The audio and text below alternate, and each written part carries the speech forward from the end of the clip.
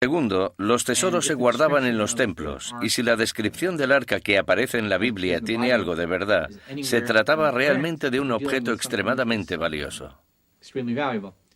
Si me preguntas qué pudo pasar, a no ser que algún sacerdote con mucha determinación consiguiera llevarse el arca y esconderla en otro lugar, seguramente los babilonios se hicieron con ella, se la llevaron a los palacios de Babilonia y o bien la guardaron allí como un trofeo, o bien la fundieron e hicieron otros objetos de oro con ella.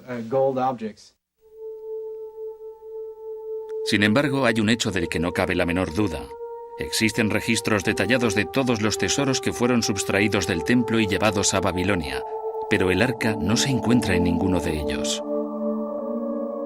Cuando los hebreos volvieron a Jerusalén en el año 583 a.C., iniciaron la construcción de un segundo templo, aunque no se menciona que el arca fuera reubicada en este nuevo santuario.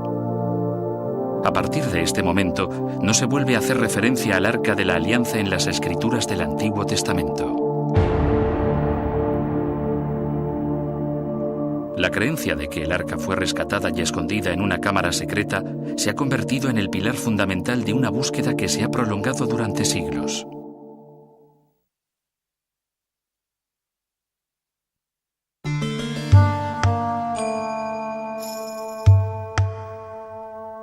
El monte del templo.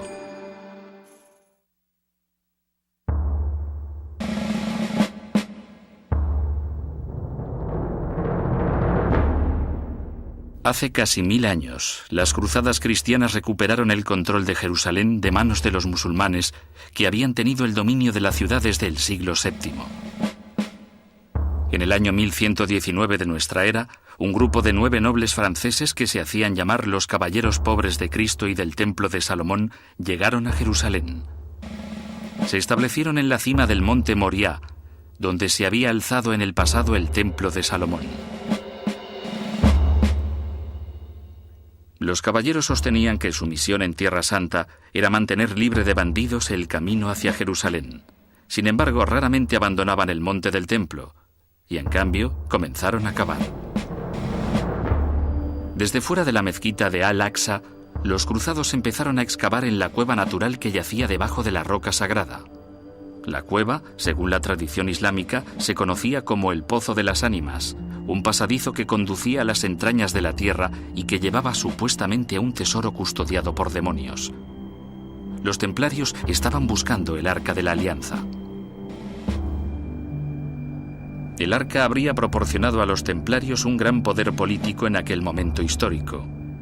Cavaron y buscaron insistentemente el Arca de la Alianza, pero no la encontraron nunca.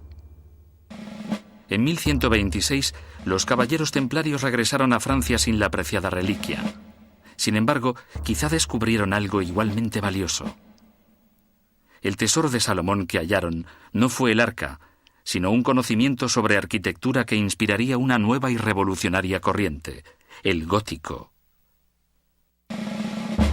En épocas más recientes, los arqueólogos israelíes han descubierto la salida de un túnel que excavaron los templarios. El túnel se extiende por debajo del monte del templo, pero debido a las restricciones impuestas por las autoridades musulmanas no ha sido explorado. Quizá nunca se sepa lo que hay al final de esta excavación del siglo XII.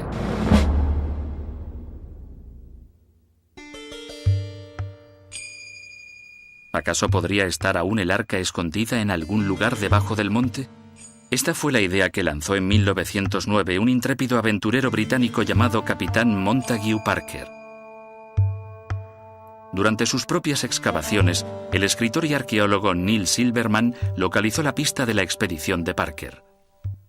Las expediciones de Parker de 1909 a 1911 fueron, sin lugar a dudas, las expediciones más alocadas y ridículas que nunca se han llevado a cabo en Tierra Santa. Estaba encabezada por un aristócrata aburrido llamado Montague Bronslow Parker, quien se hizo acompañar por otro aburrido aristócrata británico y por algunos mercenarios de la guerra de los Boers. La expedición estaba dirigida por un místico finlandés llamado Walter Huvelius y su ayudante, un iluminado irlandés que ninguno de los dos se atrevió a aparecer por el Oriente Medio, se contentaban con enviar las instrucciones por telégrafo. Parker empezó su excavación reabriendo pozos que ya habían sido explorados por el arqueólogo británico Charles Warren en 1867. Para su pesar, aquellos túneles que conducían a las profundidades del Monte del Templo no eran la cámara del tesoro, sino parte de un antiguo sistema de aguas de la ciudad de David. Un descubrimiento de gran importancia para los arqueólogos, pero inútil para Parker. Parker llegó a Jerusalén con la esperanza de encontrar el arca en poco tiempo, pero las semanas se convirtieron en meses y solamente descubría restos de vasijas de los asentamientos más antiguos de Jerusalén. En 1911 apareció este artículo en el London Times. El grupo del capitán Parker seguramente es solo una asociación arqueológica, pero los rumores apuntan en otro sentido. Todo el mundo sabe que han gastado más de 60.000 libras en los últimos 2 años y que han estado cavando en 2 turnos para mantener los trabajos día y noche. Su objetivo es poseer el Arca de la Alianza y la corona y el cetro del propio rey Salomón. Así que, debido a la desesperación y a la aparente presión que recibía de los aviadores que había conseguido por todo el mundo y que habían subvencionado la expedición, decidió emprender su última actuación, atrevida y casi suicida, en vez de intentar excavar debajo del Monte del Templo desde la vertiente de la ciudad de David. Sobornó al gobernador otomano de Jerusalén para que lo dejara entrar a la mezquita de la Roca para excavar bajo la piedra y el santuario más sagrados del Islam. Los trabajos se realizaron unas cuantas noches en secreto, hasta que, por uno de esos accidentes que hacen historia, un fiel inesperado llegó a la mezquita de la Roca en mitad de la noche y descubrió a aquel inglés vestido de árabe y corrió inmediatamente la alarma por toda la ciudad. Parker no hizo lo debido. Él y sus hombres hicieron las maletas apresuradamente y salieron hacia la ciudad portuaria de Jaffa. Para cuando hubieron llegado a la costa, los mensajes de telégrafo ya informaban de que había disturbios en Jerusalén.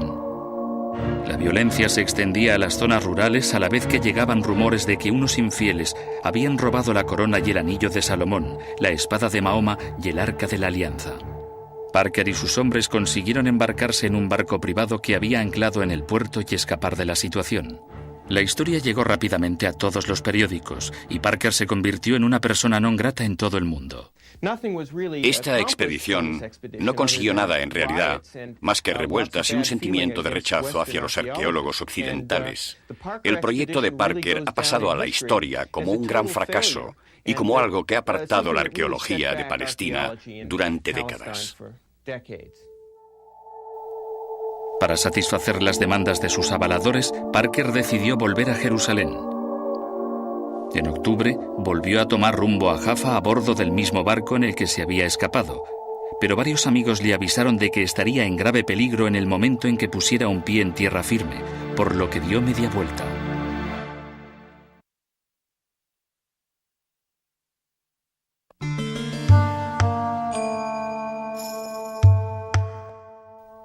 Viaje al sur.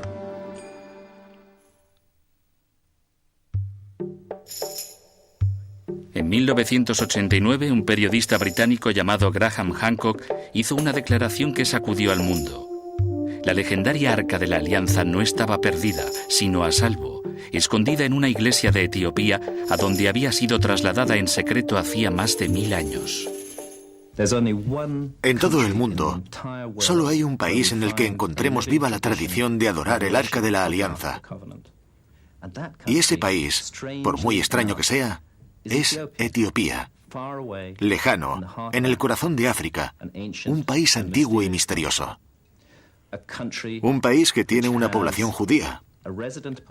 Judíos etíopes autóctonos de los que no se sabe su origen. Ningún estudioso ha sido capaz de explicar de manera satisfactoria ni siquiera cómo llegó el judaísmo a Etiopía ni cuáles son sus orígenes. Además, Etiopía es un país cristiano. Fue uno de los primeros países del mundo en convertirse al cristianismo, aproximadamente en el año 350 después de Cristo. Así que tenemos dos antiguos caminos paralelos, el judaísmo y el cristianismo, que discurren conjuntamente en el país. Ambas fes veneran el Arca de la Alianza, y ambas creen firmemente que ésta descansa actualmente en una pequeña capilla anexa a la iglesia de Santa María de Sion, en Aksum.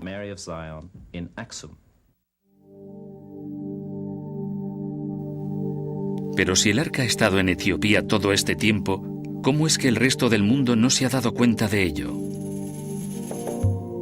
Puede que parte de la respuesta esté en la leyenda de cómo el arca llegó a Etiopía desde Israel. La Biblia narra que en tiempos de Salomón, Jerusalén era visitada por la misteriosa reina de Saba. Los etíopes creen que era reina de su país.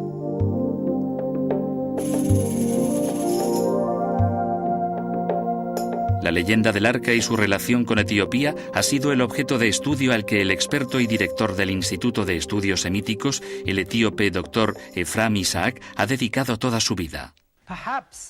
Quizá las leyendas más elaboradas e interesantes que se han desarrollado alrededor de historias de la reina de Saba se encuentran en el libro La Gloria de los Reyes. Después de que la reina de Saba viniera de visita y el rey Salomón la sedujera, volvió a su tierra natal.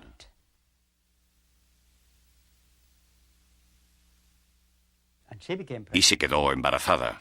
Tuvo un hijo al que llamó Menelik. La leyenda etíope cuenta cómo años más tarde, Menelik fue a visitar a su padre a Jerusalén para ser educado. A pesar de la insistencia de Salomón en que se quedara, Menelik volvió a Etiopía con el hijo primogénito del sumo sacerdote. La leyenda cuenta que se llevaron consigo el arca y que la guardaron en un templo que se convertiría más tarde en la iglesia de Santa María de Sion en Aksum.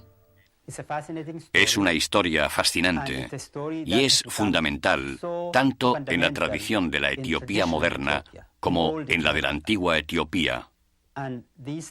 Y esos pensamientos, esas creencias, han influido en la actitud de Etiopía hacia el antiguo Israel, hacia la religión de Israel. Según la propia leyenda, junto con Menelik vino la creencia en un solo Dios. ¿Es eso cierto? Como estudioso, siempre se intenta llegar a una verdad que es en realidad algo muy relativo. Es una historia que está ampliamente recogida y respetada en la tradición etíope. Yo no voy a decir si esta historia es verdadera o es falsa, porque yo